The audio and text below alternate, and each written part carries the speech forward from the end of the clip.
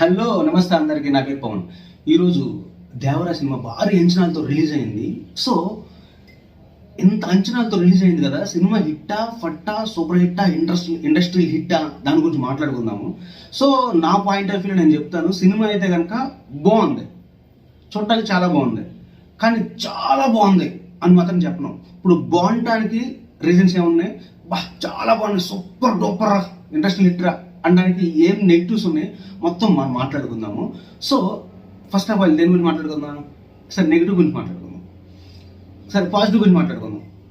Positive అయితే కనుక బాగుందిరా సినిమా అనడానికి అయితే ఎన్టీఆర్ గారి యాక్టింగ్ అయితే కనుక వేరే లెవెల్. అసలు ఆయన యాక్టింగ్కి మనం ఎప్పుడు పేరు పెట్టే పని లేదు. ఆయన యాక్టింగ్ వేరే లెవెల్. సినిమా ఫస్ట్ హాఫ్ మొత్తం ఆయన చేతుల మీదుగా నడిపించాడు అనుకోవచ్చు. ఎందుకంటే రాజసం కానీ ఆ వీరత్వం కానీ బల్లే చూపించాడు. అబ్బా ఆయన యాక్టింగ్ వేరే లెవెల్. ఇంకోటి వచ్చేసి మ్యూజిక్ బ్యాక్గ్రౌండ్. సినిమాకి ఎంత కావాలో అంత ఇచ్చాడు, కానీ సినిమా కథనానికి ఎంత కావాలో అంత ఇవ్వలేకపోయాడు. సో నేను ఎందుకంటే కథనానికి అంటున్నానంటే, కథకి వేరే కథనానికి, కథ నడిపించే విధానం ఉంటుంది కదా, ఆ నడిపించే విధానంలో కూడా మ్యూజిక్ బాగా ఇంప్రూవ్మెంట్ చేస్తే కనుక ఆ మ్యూజిక్ కూడా కథను నడిపించే విధానం ఉంటుంది. కొన్ని మ్యూజిక్లు ఇస్తారనమాట. సో అలా ఇస్తే ఇంకెంత బాగుండేది అబ్బా అనిపించింది. సో మ్యూజిక్ గురించి మాట్లాడితే ఓకే బాగుంది, మ్యూజిక్ కూడా మంచిగా ఇచ్చాడు, బ్యాక్గ్రౌండ్ కూడా మంచిగా ఇచ్చాడు. అండ్ ఫస్ట్ హాఫ్ అయితే అసలు అప్పుడైపోయిందా అన్న ఫీలింగ్ అయితే వచ్చింది. ఎందుకంటే ఎన్టీఆర్ గారి యాక్టింగ్ అనేది అసలు మిస్మరైజ్ చేసింది ఆడియన్స్ మొత్తాన్ని.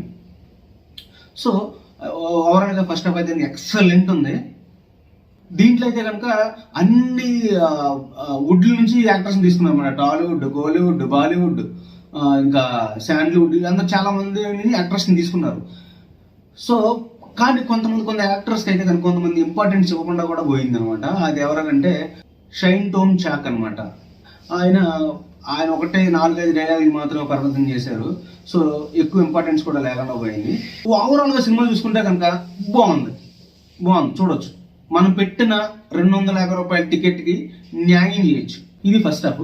సెకండ్ హాఫ్ చూసుకుంటే కనుక జూనియర్ ఎన్టీఆర్, చిన్న ఎన్టీఆర్ యాక్టింగ్ అయితే కనుక అసలు భయస్థుడుగా ఫైట్ సీక్వెన్స్లో ఎమోషన్ క్యారీ చేసినట్టుగా మామూలుగా చేయలేదు. చిన్న ఎన్టీఆర్ ఎరగదీసిండు, మామూలుగా సూపర్ చేశాడు.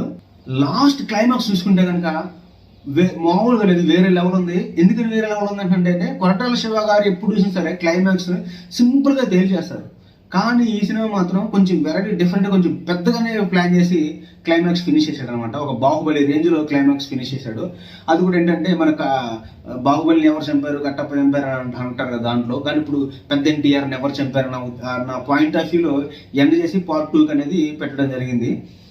సో ఓవరాల్గా ఫస్ట్ హాఫ్ సెకండ్ హాఫ్ చూసుకుంటే కనుక ఫస్ట్ హాఫ్ చాలా బాగుంది. సెకండ్ హాఫ్లో కొద్దిగా లాగ్ అనిపించింది కొన్ని చోట్ల. So remaining total overall climax అవన్నీ చూసుకుంటే కనుక సినిమా సూపర్ బాగుంది, చాలా బాగుంది. కానీ cinema bumper hit, industrial hit కాకపోవడానికి మెయిన్ రీజన్స్ ఏంటో చెప్పిన విఎఫ్ఎక్స్ అనేది అస్సలు బాగాలేదు. కొన్ని ఫైట్ సీక్వెన్స్లు అయితే కనుక బ్యాక్ సైడ్ థ్రెడ్స్ అవి కూడా కనిపిస్తున్నాయి.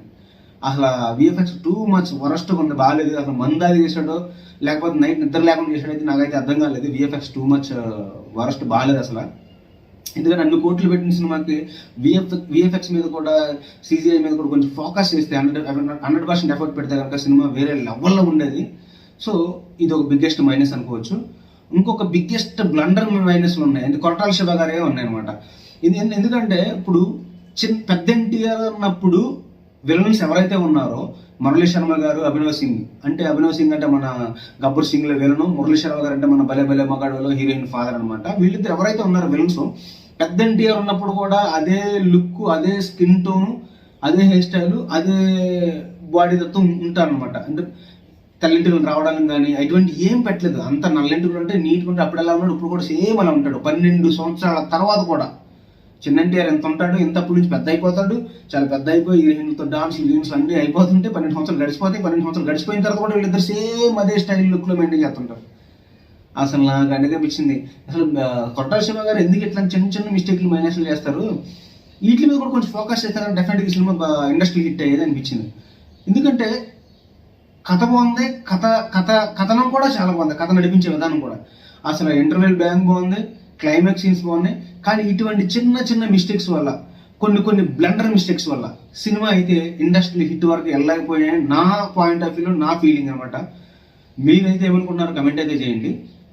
సో ఓవరాల్గా చూసుకుంటే కనుక మనం పెట్టిన డబ్బులకి న్యాయం అయితే జరుగుద్ది. ఎందుకంటే 100% న్యాయం జరుగుద్ది. 50%, 70%, 99% కాదు, 100% న్యాయం జరుగుద్ది. ఎందుకంటే ఎన్టీఆర్ గారి యాక్టింగ్, ఆ స్టోరీ, ఆ ఎలివేషన్స్, కొంచెం బ్యాక్గ్రౌండ్ మ్యూజిక్ అన్నీ బాగున్నాయి. నేను చెప్పిన ఈ మిస్టేక్లు తప్ప ఈ కూడా మిస్టేక్లు కూడా ఎఫర్ట్ పెట్టి చేస్తుంటే కనుక ఇండస్ట్రీ హిట్ అవ్వడంలో అసలు ఎటువంటి సందేహం ఉండేది కాదు. బట్ ఇప్పుడు వరకు అయితే కనుక సినిమా అయితే చూడొచ్చు, 100% చూడొచ్చు. మనం పెట్టిన డబ్బులకి అయితే న్యాయం అయితే 100% జరుగుద్ది. మీరేమనుకున్నారో కమెంట్ అయితే చేయండి. ఇది ఈరోజు దేవరా రివ్యూ. ఉంటాను. జై హింద్.